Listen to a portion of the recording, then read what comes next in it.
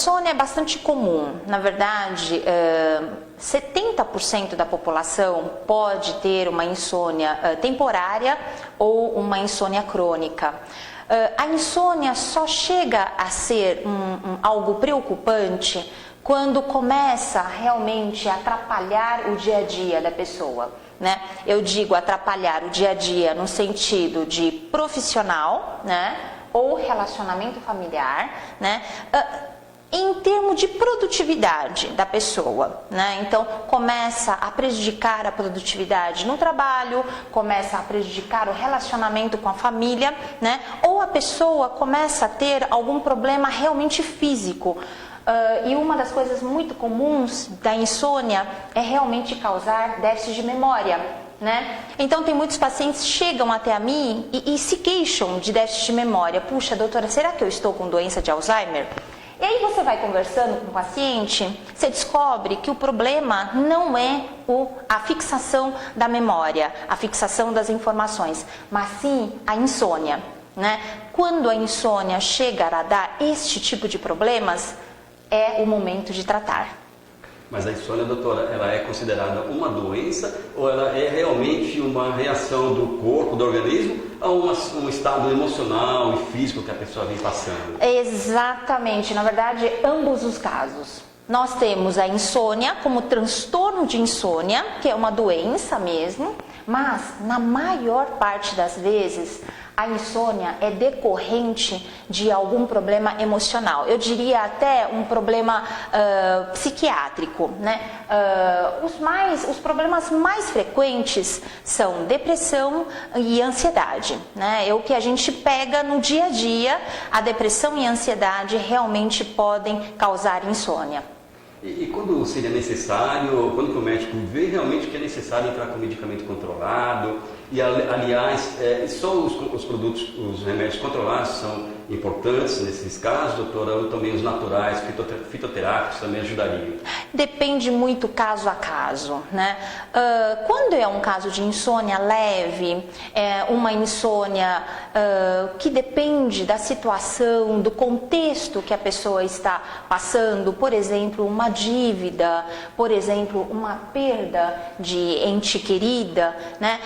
Muitas vezes o próprio organismo se dá conta de resolver. Então, nesse caso, a gente não precisa entrar já de cara com remédio controlado. Muitas vezes um fitoterápico resolve, muitas vezes uma terapia resolve, né? Uma higienização do sono resolve, né? Então não necessariamente precisamos entrar com medicamento controlado, né? A partir do momento que a gente identifica algum motivo mais importante, a gente pode tentar resolver o problema. Por exemplo, a gente faz o diagnóstico de uma depressão ou uma ansiedade. Então, muitas vezes a gente trata a depressão e a ansiedade e automaticamente, consequentemente, a insônia também se resolve, né? Agora, nos casos de transtorno de insônia, isso é, no caso de doença mesmo, doença de insônia em si, na maior parte das vezes a gente acaba entrando com um medicamento controlado, né? Não chega a ser tarja preta ainda, mas um medicamento controlado para tentar induzir o sono, né? E provocar um sono fisiológico da pessoa, né? Mas se com isso não resolver, algumas vezes sim precisamos lançar mão num tarja preta, num calmante, né? Mas normalmente a gente não entra com calmante já de cara, né? Precisamos entender o que está acontecendo primeiro e resolver o problema pela raiz. Agora, doutora, mesmo nessas duas situações, também é estipulado um tempo determinado para que a pessoa possa continuar tomando esse medicamento, que seja controlado, ela não vai tomar a vida inteira. Porque a gente sabe que grande parte da população tem um certo receio, né? Aquela lenda de que o remédio controlado ele causa dependência. E até que ponto isso é realmente verdadeiro? Isso é verdade, sim. Principalmente os remédios de tarja preta. Praticamente todos esses causam um certo grau de dependência. Claro que isso depende de indivíduo para indivíduo. Tem pessoas que ficam dependentes muito rapidamente e outras pessoas demora um pouco mais e depende muito da dose também, né? Por isso que eu sempre digo, é muito importante descobrirmos a causa desta insônia, porque muitas vezes a gente removendo a causa da insônia, não precisamos entrar com remédio tarja preta e tratando a causa, a gente consegue resolver o problema da insônia. E doutora, fora esses medicamentos, né, caso torçamos, né, para que a pessoa não precise tomar esses medicamentos, outras terapias como exercício físico, acupuntura, yoga, também seria importante e diminuiria essa possibilidade, a necessidade de tomar medicamentos? Com certeza, com certeza. Os estudos demonstram que atividade física, atividades terapêuticas, como yoga, como uma acupuntura, né, e outras atividades de lazer, ou como a gente chama de válvula de escape, são atividades ótimas para resolver o problema de insônia. Por isso que eu enfatizo mais uma vez, não é sempre que precisamos entrar com remédio forte, com remédio calmante, tarja preta, né? Muitas vezes nem com uma tarja vermelha a gente precisa entrar, né? Só com essas atividades, mudança de hábito, fazendo higiene de sono, né? Que a gente, né, sabe que higiene do sono é bastante eficaz para melhorar a insônia. Só com isso a gente consegue resolver muito bem a questão da insônia.